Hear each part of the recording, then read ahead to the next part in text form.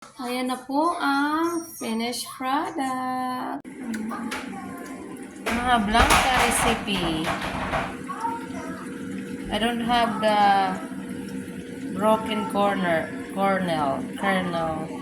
But I have that. I can cut it from the blender.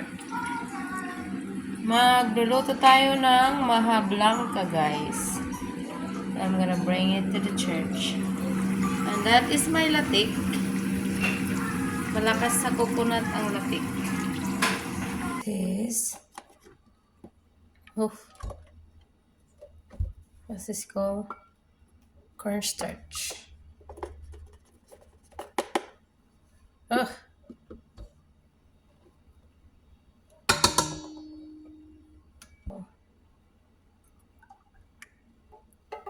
This is coconut oil.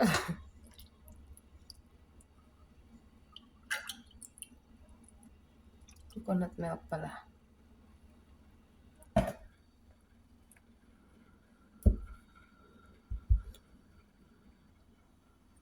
And this is milk.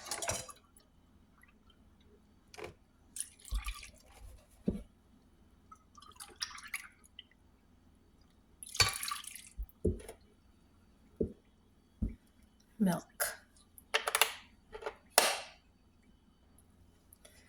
Halo, halo.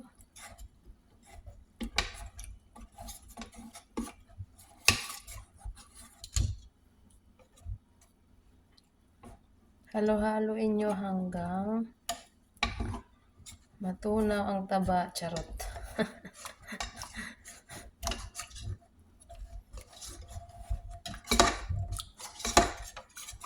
Keep halo-halo.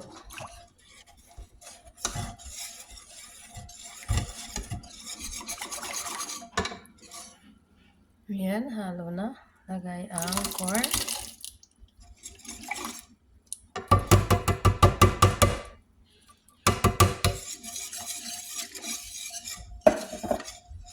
Maya magludurog ako ng corn. Here you go, guys. This is corn. Nagdurog ako ng corn.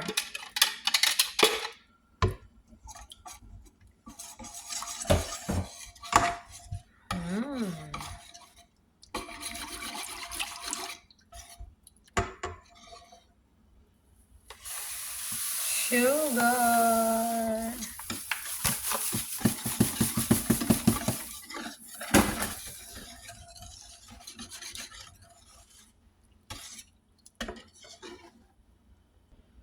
Condense.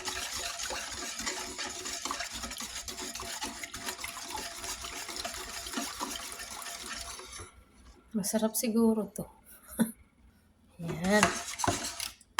Tapos, isasalang natin ito.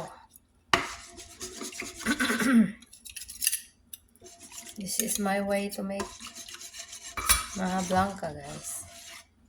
Walang pakialamanan, ha? O ayaw yung mabangasan sa mukha. Just kidding.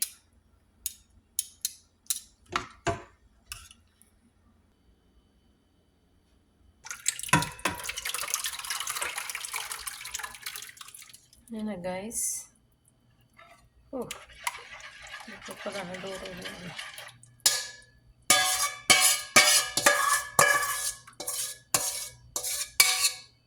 Ito na. Ay, papalutuin natin. This is the hardest part, guys. Ang maghalo.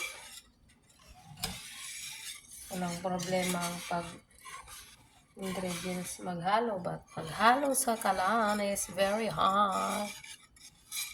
Nagbubuo-buo na, guys, na parang tea. Parang tea. Oh, parang tea. Ito na, guys. Halo-halo mix.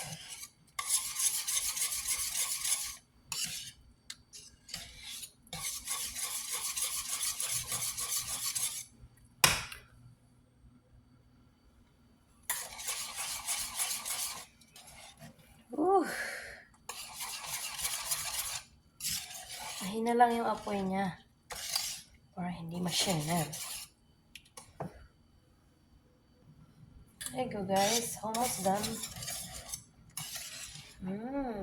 You see that?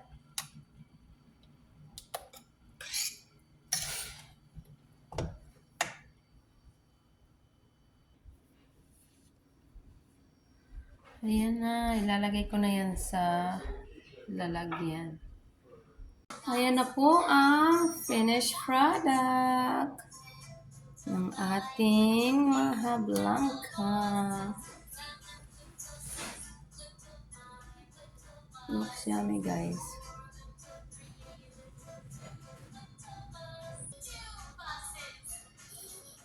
Diba? Hala, at dadalhin ko to sa simbahan. Kain na!